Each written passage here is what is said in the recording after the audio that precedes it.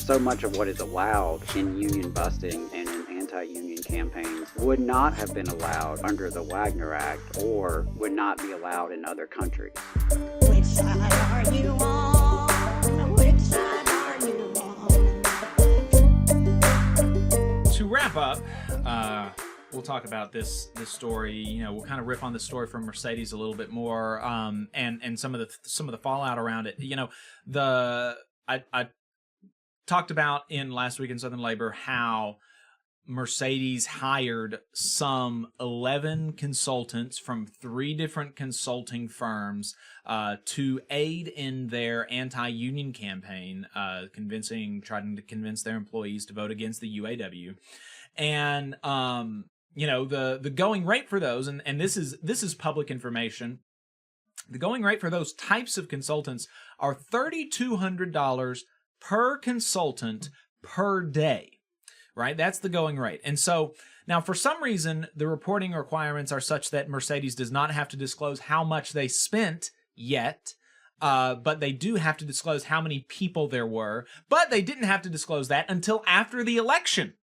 They did not have to disclose that until after the election. How's that for a free election? Yeah. So, and they still do not know how much the company spent on the anti-union stuff. And so we'll see next year when that reporting requirement is due. But it could easily have been, you know, in the hundreds of thousands of dollars. That would not be an uncommon amount of money to have spent on an anti-union campaign. Indeed, Amazon spent $14 million in 1 year on anti-union consultants. Right? So, you know, they could have just... Yeah. It's like, at some point, you start doing the math, and you're like, you're spending more fighting it than you would have just sitting down at the table and negotiating a fair deal. I don't know. I mean, I'm not saying that, you know, $14 million is how much it would have cost to land a new contract or anything like that, but it really is baffling. And it shows you how much it's about power, right? Not just about, because people always just go to the assumption that, well, unions raise wages for the members, for the workers, and the bosses don't want to pay more, and so therefore they fight the unions to keep lower wages. And there's some truth to that, obviously, but it's not just about the wages and just about the money. It's also about the power, because when you have a union in the workplace and you have a collective bargaining agreement, there's no longer unilateral, unquestioned authority from management. There is accountability now. There is input from the workers. There is agreements in writing that both sides have compromised on and both sides agree they're going to follow.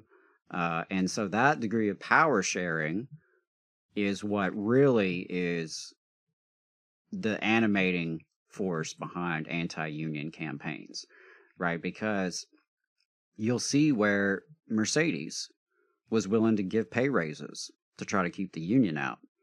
They were willing to make dramatic economic concessions, right? They did a lot of the things that the workers were asking for in terms of reducing the 2-tier system and bringing up wages and that kind of thing. And they were willing to make those concessions because it was on their terms. They control it. They get to make that decision. They can undo that decision if and when they feel like it. And they didn't actually have to share any of the power in making that decision. So that's really, you know, power is what it's about. Yes, money is a big part of it, but money is just a source of power, right? And so I think power is what really animates these union busting campaigns. It's why they're willing to spend so much money on it. You know, even if, you know, there are cases every year where relatively small companies go out and spend tons of money on these lawyers and consultants.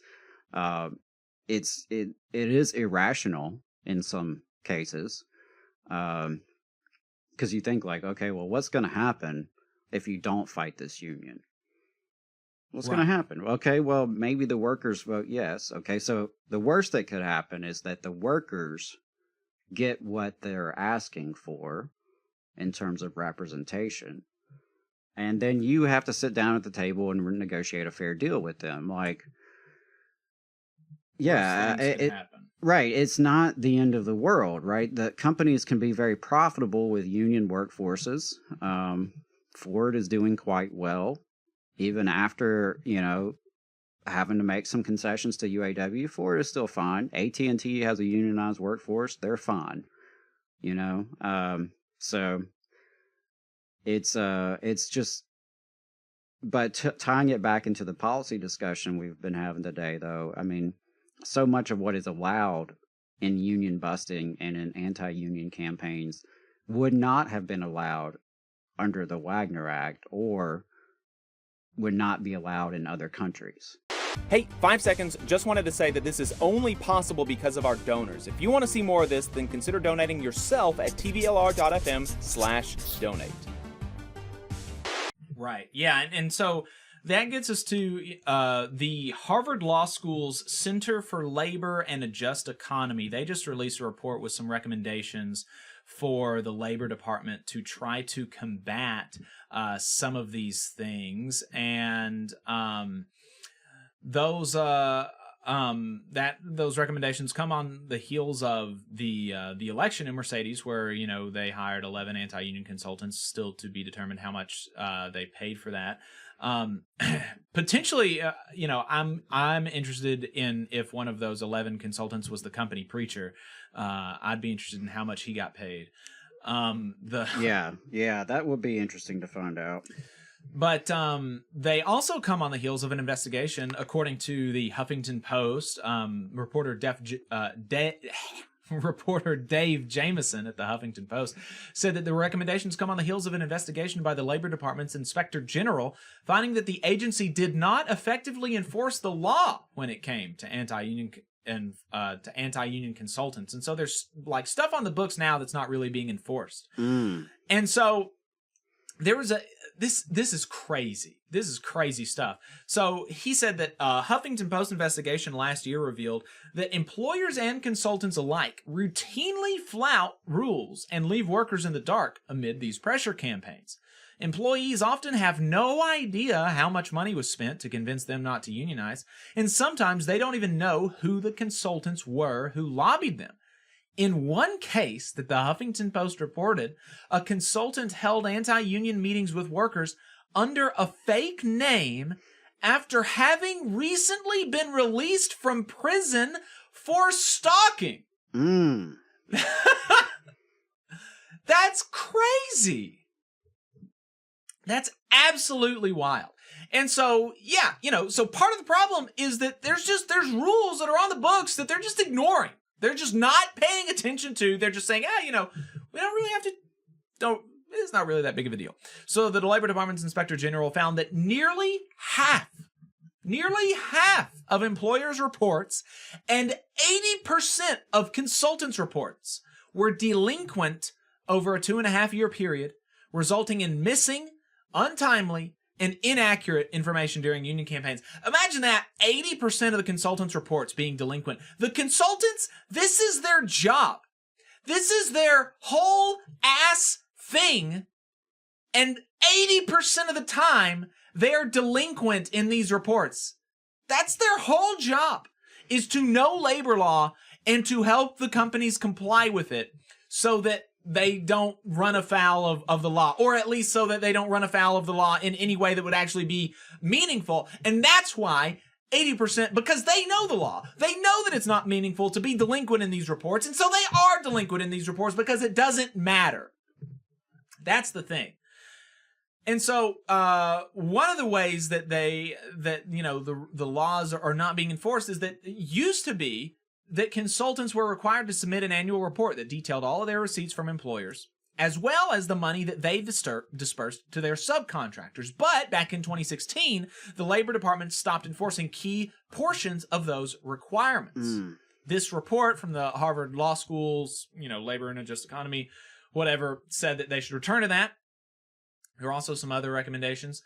So they had 4 recommendations specifically coming straight from that report. The first one is that the Department of Labor should rescind the Form LM-21 Special Enforcement Policy and clarify that Form LM-21 requires the reporting of receipts and disbursements from labor relations advice as well as persuasion activity.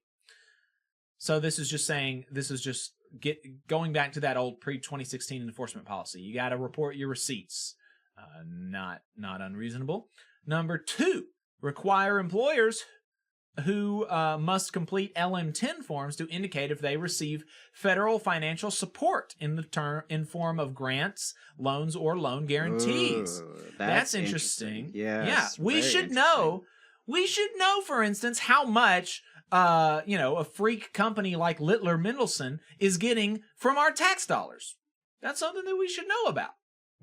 Number 3, the Department of Labor should take new action to expand the scope of employer reporting on Form LM-10. And number 4, the Federal Trade Commission should investigate whether union avoidance firms facilitate unlawful conspiracies between competing employers to hold down wages and prevent unionization. And now this is an interesting argument because, the union avoidance industry, the anti-union, union-busting industry, it's not as if Littler Mendelson only advises Amazon.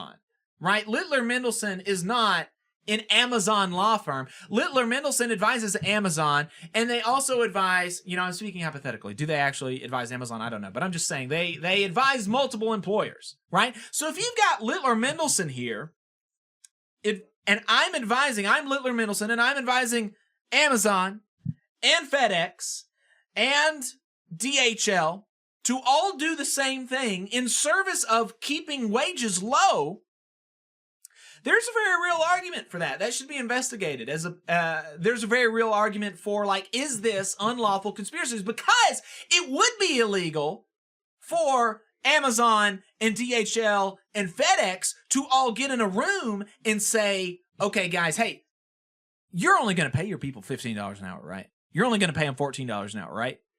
Yeah, Amazon, don't worry. I'm only going to pay them $14 an hour. I'm not going to go above that.